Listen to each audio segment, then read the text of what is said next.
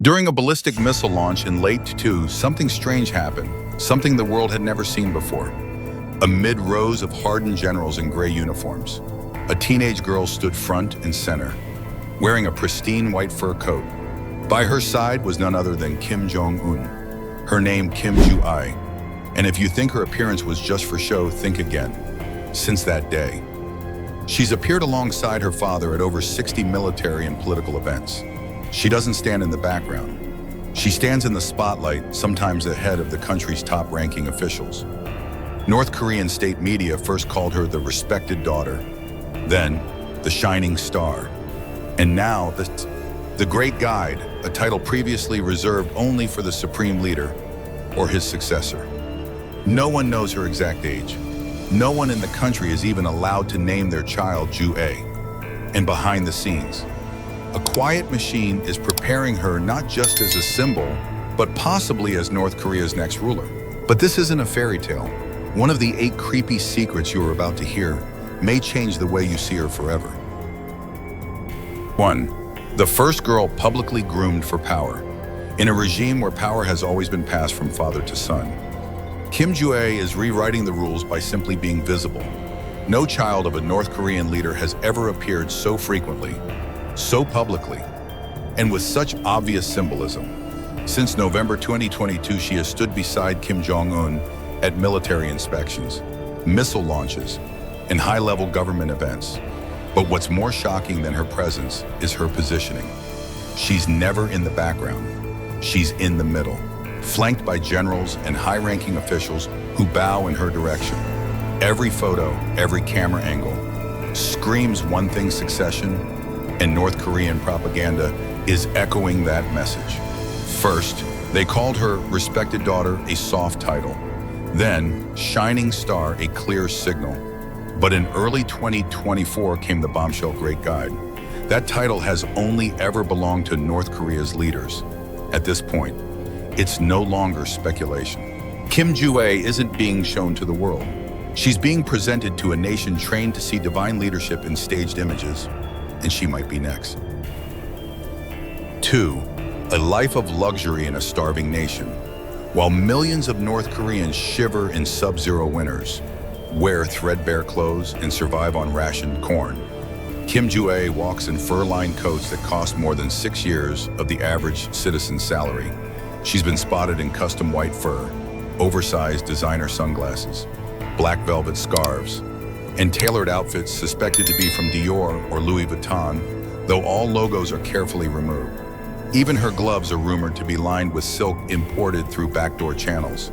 At formal events, she's served French cheese, Swiss chocolate, and premium meats foods that are banned for the general population and smuggled in exclusively for the ruling family by Room 39, a shadowy black market operation controlled by the regime. According to the UN, 40% of North Koreans are malnourished.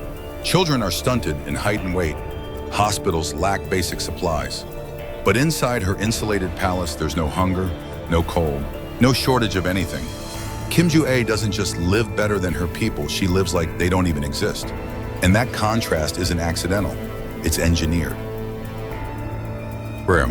The succession training has already begun. While most teenagers are navigating school and social media, Kim Ju-ae is navigating missile factories and military parades. According to South Korea's National Intelligence Service, she's already enrolled in a top-secret succession training program, one specifically designed to shape the next supreme leader. Her daily routine reportedly includes lessons in military strategy, public image control, leadership psychology, and diplomacy. And she's not just studying from a distance.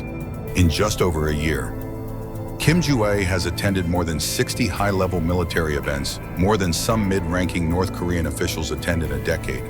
She's been photographed at arms factories, standing beside intercontinental ballistic missiles, even reviewing troops alongside her father. This is not a child being hidden or protected. This is a calculated exposure campaign where every step she takes is part of a larger script. In North Korea, power isn't inherited quietly. It's rehearsed, it's staged, it's earned in front of cameras. And for Kim Ju-ae, the cameras haven't stopped rolling, because behind the soft smile and fur coat, there's a throne being built.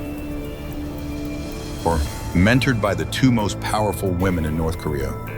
Kim Joo-ae isn't walking this path alone. Behind her are two of the most dangerous and influential women in North Korea, Kim Yo-jong and Choi Son-hui. Kim Yo-jong, the supreme leader's sister, is no ceremonial figure. She's the architect of North Korea's propaganda machine and has been the face of key diplomatic missions, including representing the regime at the Winter Olympics. Ruthless, calculating, and fiercely loyal to the dynasty. Many once believed she was the heir. Now she's mentoring her niece. Choi Son-hui, North Korea's seasoned foreign minister, has negotiated directly with the US and international powers. Fluent in English, she's a master of diplomacy and internal strategy. She too has been assigned to shape Kim Joo-ae's political education. Together, these two women are molding the girl into something unprecedented, a female leader in a regime built entirely on patriarchy. But there's a darker twist. In North Korea, mentors are also rivals. And if Joo-ae falters even slightly, these powerful women could pivot from guiding her to replacing her. Because in the Kim dynasty, loyalty isn't permanent, it's conditional. 5. The image campaign is no accident. In North Korea, nothing makes it to the screen by accident, especially not when it involves the supreme leader's bloodline. Since her first public appearance, Kim Joo-ae has been positioned with extreme precision, always in the center of group photos, always close to her father, often flanked by top military officials. Her outfits, posture, and expressions are choreographed to the detail. But the most chilling element, the words used to describe her, state media first referred to her as the respected daughter, then as the shining star. But in early 2024, they crossed a line never crossed before she was officially called the Great Guide. That phrase has historically been reserved for only one thing: the next ruler. These linguistic shifts aren't just poetic. In a regime where propaganda is policy, this is a calculated elevation of her status.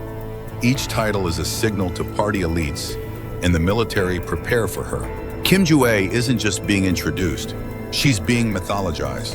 And in North Korea, myth is more powerful than truth. 6.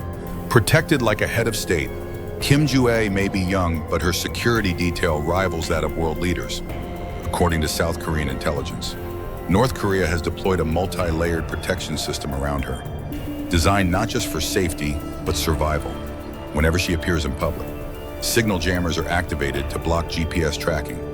Surveillance drones hover overhead in continuous patrol mode. The airspace is monitored by anti-drone systems. But that's just the beginning. She's flanked by a private guard force selected from the country's most loyal and elite security units trained to respond instantly to threats.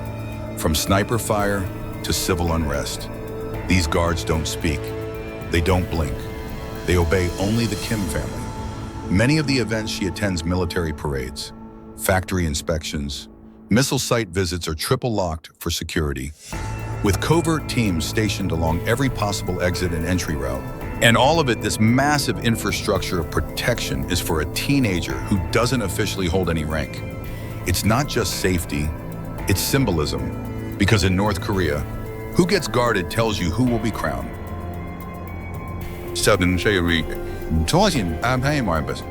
The billion-dollar inheritance she's being groomed for.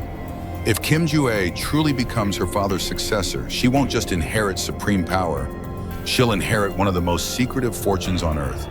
Estimates from global intelligence agencies place Kim Jong Un's personal wealth between 30 and 50 billion.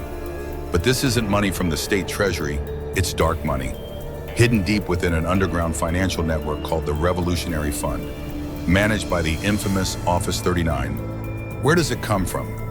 Weapon sales to rogue states, gold smuggling, meth and heroin labs, cryptocurrency heists. The Lazarus hacker group responsible for multi-billion-dollar cyber attacks is allegedly state-sponsored. On top of that, over 100,000 North Korean workers are sent abroad annually, with their earnings funneled directly to the regime. This money fuels palaces, nuclear weapons, ballistic missiles, and the dynasty's survival. And if Kim Joo-ae is the chosen heir, it will all be hers. That would make her not just the richest woman in North Korean history, but one of the most powerful and dangerous heirs on the planet. We're not talking about luxury, we're talking about global leverage funded by fear. 8. Her bloodline is a blessing and a threat. In most families, being the daughter of a ruler means safety. In the Kim dynasty, it can mean death. Kim Joo-ae may be the favored child now, but history says that won't protect her forever. Just ask Kim Jong-nam, Kim Jong Un's half-brother, once seen as the next in line. He was assassinated with VX nerve agent in a Malaysian airport in 2017, allegedly on direct orders from Pyongyang. The lesson was clear: even blood isn't thicker than power. If Kim Joo-ae fails to meet expectations, or if she's seen as too weak, too independent, or simply inconvenient, she could be eliminated like those before her. And lurking in the shadows is her aunt Kim Yo-jong, North Korea's propaganda chief, foreign policy strategist, and possibly the most dangerous woman in the country. What begins as mentorship can quietly turn into rivalry. In a regime built on purges and paranoia, survival depends on more than your last name. It depends on how long you can prove you're useful to the myth. Because in North Korea, even princesses can vanish overnight. Kim Joo-ae is more than a girl in designer coats.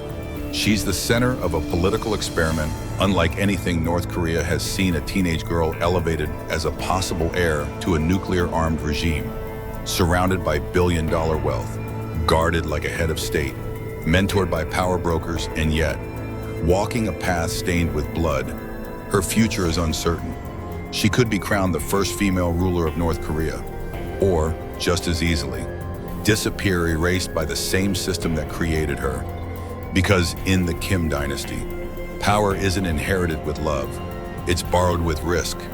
Every step she takes, every public smile, is a performance crafted to maintain an illusion of control, continuity, and strength.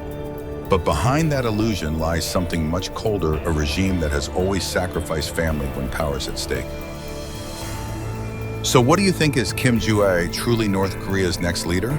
Or is she just another pawn in a dangerous game she never chose to play? Comment below. We want to hear what you see behind the curtain.